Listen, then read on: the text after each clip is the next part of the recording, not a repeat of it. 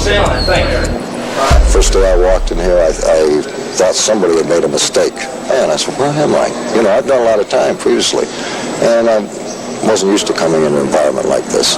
2 people got killed here the first week I was here. So Tommy Silverstein starts his prison career with a couple-year bit at San Quentin, which he has to serve before he goes to the feds for the bank robberies. He gets there in 75, and San Quentin was coming off one of the deadliest eras of any prison system in the country between 69 and 72.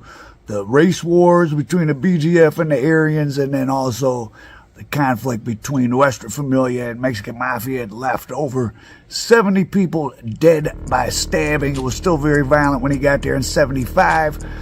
More than 3,500 inmates, many of them considered among the most dangerous in the nation, crammed into century-old facilities designed to accommodate only 2,700.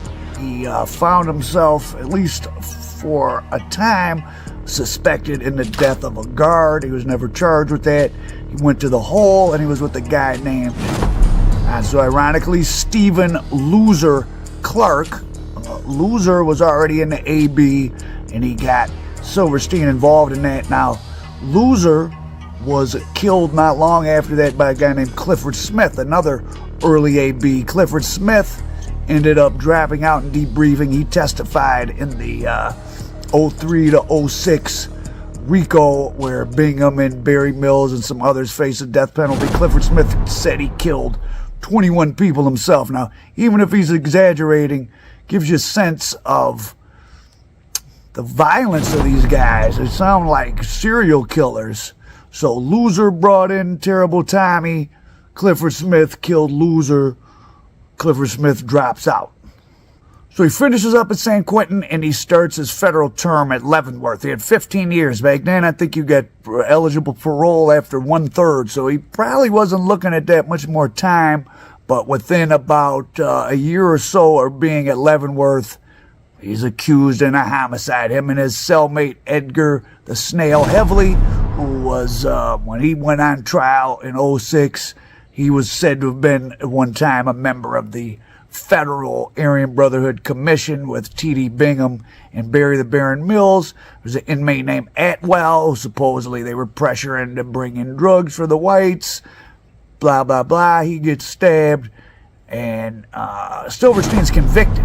Now, ironically, and this led to him being transferred to Marion USP, where, of course, his most infamous crimes occurred.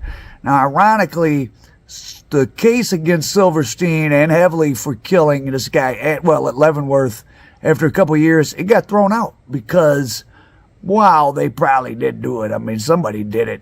The guards and the prosecutors manufactured a lot of evidence, and it was thrown out in the early 80s. But, of course, by this time it was too late because he did what he had done at Marion already. Now, in interviews, Silverstein would always claim he did all the homicides he did in prison as basically self-defense or proactive self-defense. But there's a lot of evidence that the homicide that actually Barry the Baron Mills got his federal life term for was done at the behest of Silverstein. There was a guy named John Marsloff who burned Silverstein on an H deal, a small H deal. All these H deals were small. And he was down at Atlanta USP. He gets a letter from Silverstein, or I'm sorry, Barry Mills, who was in Atlanta, gets a letter from Silverstein telling him what Marsloff did. Barry the Baron Mills recruits a guy named Danny Holliday to help him. Holliday watches out while Barry Mills basically this guy's cabeza off at Atlanta USP, and Holliday ended up turning state's evidence against Barry Mills, and he got transferred to Montana State Prison to finish his time, and he did about 10 years there. But in 91, there was a riot at the Montana prison, and the inmates there got into the PC area where Holliday was at, and 5 people in PC were, including Holliday, who had an electrical cord put around his, and he was tossed over the second tier. So that's what happened to the guy that testified against Barry Mills to get him his life term. But the crime itself of Marsloff was probably done at Silverstein's behest. So Silverstein was probably ordered hits and maybe some other ones too.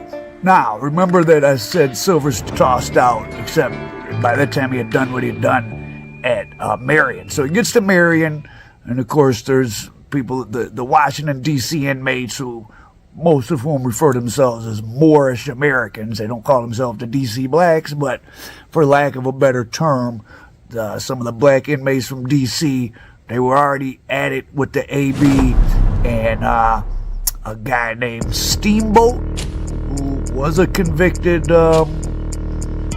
according to Pete Early's book, he was a convicted predator within prison. He ends up getting by Silverstein and another guy. Tommy was the most physically fit man I'd ever seen in my life. He impressed me as an individual who you want to stay completely away from. And then there was a guy named Chappelle who was down with the DC guys. He got garroted while laying in his cell with his head too close to the bars, made a fatal mistake, and then, of course, the infamous incident between him and Cadillac, where they had been threatening each other for a while, and Silverstein ended up getting Cadillac. So that's 3 homicides of, I don't know if all the guys, I don't know if Chappelle was from D.C., but he was down with the D.C. guys.